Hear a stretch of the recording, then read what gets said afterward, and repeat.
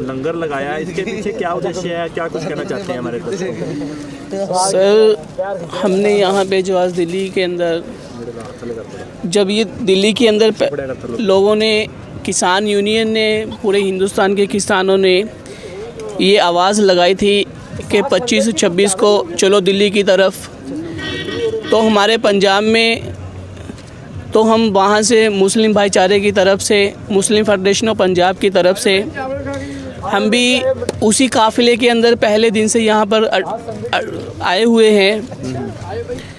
और दिल्ली के अंदर जो सबसे पहला काफ़िला दाखिल हुआ था उसके अंदर हम लोग शामिल थे।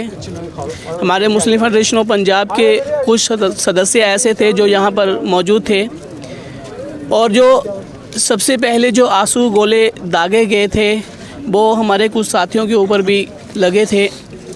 और हमने वहाँ से, पंजाब से किसान भाइयों के लिए एक अमन का पैगाम, और पूरी दुनिया के लिए एक अमन का पैगाम, क्योंकि जो हमारी जो धरती है उसने हमेशा दुनिया के अंदर अमन का पैगाम दिया है। और हमारे पंजाब के अंदर एक मलेरकोटला एक ऐसा शहर है कि जहाँ से हम ये बात कह सकते हैं कि पूरे हिंदुस्तान में अगर तुमने दुनिया के अंदर जन्नत को देखना है तो तुम मलेरकोटला को देखो। तो हमारा शहर एक अमन पसंद शहर है, और हमारे शहर के अंदर जो ये सोशल मीडिया के ऊपर, या कह लो कि गोदी मीडिया है, या जो आज सेंटर की सरकार है, आज जो ये लोगों के अंदर ये बातें फैला रहे हैं कि हिंदू मुस्लिम, मुस्लिम सिख, हिंदू ईसाई या मुस्लिम ईसाई, जो ये आपस के अंदर एक राजनीति खेल रहे हैं लोगों के साथ, मैं उन लोगों से कह देना चाहता हूँ, उन अंधभक्तों से कह देना चाहता हूँ जो इनकी चालों के अंदर आते हैं, कि आप हमारे शहर मलेरकोटला को देखिए कि हमारा मलेरकोटला शहर कैसा है, कि वहाँ के हम हिंदू भी हैं, ईसाई भी हैं, मुस्लिम भी हैं, सिख भी हैं, और वो हर एक मज़हब के लिए सबसे पहले आगे आते हैं। जैसे हमारे शहर के अंदर से जब वो हमारे सिखों के 10वें गुरु गोबिंद सिंह, जब उनके छोटे शहजादों को सरहद की दीवारों के अंदर चिनवाया गया, उस वज़ीर जालिम ये उनके ऊपर जुल्म कर रहा था, तो दुनिया के अंदर सबसे पहली जो आवाज़ उठी थी वो हमारे शेर मोहम्मद ख़ान साहब ने उठाई थी कि तुम ये जुल्म कर रहे हो, तुम जालिम हो। तो सबसे पहले उन्होंने ये जुल्म के ख़िलाफ़ आवाज़ उठाई थी। तो हम उनके वारिस हैं। हम तो जैसे हमारी ये रीत चलती आ रही है, हमारा ये आपसी मेल जोल है, बाबा नानक से लेकर आज तक जो चला आ रहा है, हम जो आज ये ड्यूटी निभा रहे हैं, हम तो भाई मर्दाना वाली ड्यूटी निभा रहे हैं। भाई मर्दाना ने बाबा नानक के साथ 28 साल रहकर उनकी सेवा की है।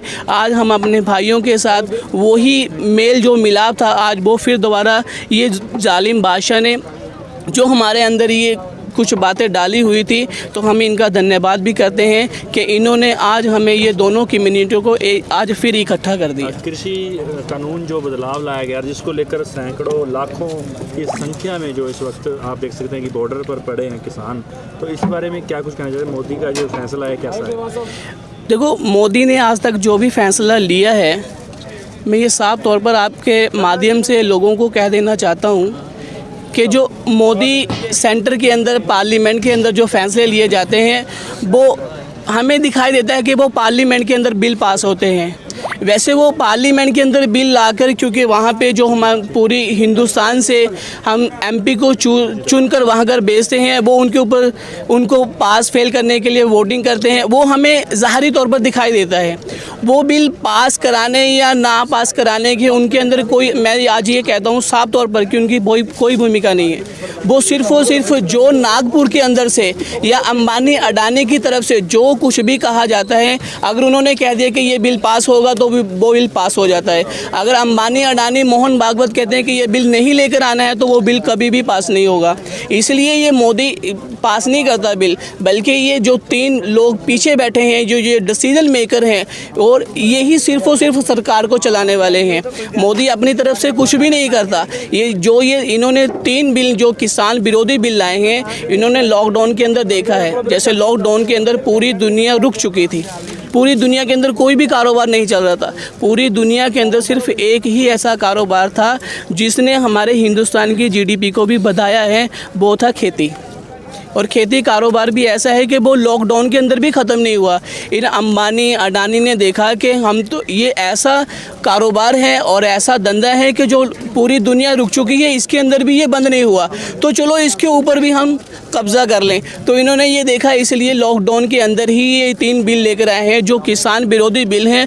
बिल्कुल किसान को ख़त्म कर देंगे। अगर ये बिल बाकी रहते हैं तो किसान बिल्कुल ख़त्म हो जाएगा। इसलिए मैं सेंट्रल सरकार से कहना चाहता हूँ, मोदी जी से कहना चाहता हूँ कि मोदी जी, आप भी खाना खाते हैं, आप भी चावल खाते हैं, आप भी रोटी खाते हैं। ये वही किसान पैदा करता है जिसके खिलाफ तुम बिल लेकर आए हो। बल्कि तुम ये सोचो कि तुम किसानों के खिलाफ नहीं, तुम अपनी जान के खिलाफ ये बिल लेकर आए हो। तो क्या लगता है आपको? सबसे बड़ी बात जो मैं आपसे पूछना चाहता हूँ, आप किसान नहीं हैं फिर भी इस आंदोलन में शरीक हुए हैं, तो कुछ लोग बोलेंगे कि ये जो है भड़काने वाला सिस्टम हो रहा है यहाँ पे बॉर्डर पे, इस उन लोगों को क्या मुंह तोड़ जवाब देंगे? मैं उन लोगों को ये बात कह देना चाहता हूँ, मैं उनको ये बात कह देना चाहता हूँ कि ये किसान की लड़ाई नहीं है। किसान तो आज जो सड़कों के ऊपर बैठा है ना, वो हमारे जैसे लोगों के लिए बैठा है। क्यों? क्योंकि किसान तो खुद पैदा करता है, वो खुद खा लेगा। अरे भाई, हमने बाज़ारों के अंदर से ख़रीदना है। वो तो किसान है 20 रुपये किलो कनक बेच देगा। ये जो प्राइवेट करना चाहते हैं, ये अंबानी अडानी जो उनको ख़रीदेंगे, फिर ये 100 रुपये किलो आटा बेचेंगे। फिर वो 100 रुपये किलो आटा कौन ख़रीदेगा? एक आम इंसान ही ख़रीदेगा ना। तो फिर लड़ाई किसकी हुई?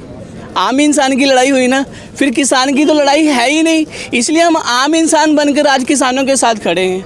बस यही लड़ाई है कि हम वो 100 रुपये किलो आटा वाला जो है वो हमें 20-25 रुपये किलो ही मिले। इसलिए किसान आज सड़कों के ऊपर रुल रहा है कि आम किसान को, कोई भी आम इंसान को कोई परेशानी ना हो। पूरा समर्थन है किसान को? बिल्कुल बिल्कुल। हम पहले दिन से, जब पंजाब के अंदर भी ये मोर्चे लगते थे, कोई जहाँ जहाँ भी इन्होंने मोर्चा लगाया, हम वहाँ पर भी शामिल होते रहे हैं पहले दिन से। और हम यहाँ पर भी डटे हुए हैं जब तक मोदी सरकार इन 3 बिलों को, काले कानूनों को वापस नहीं लेगा।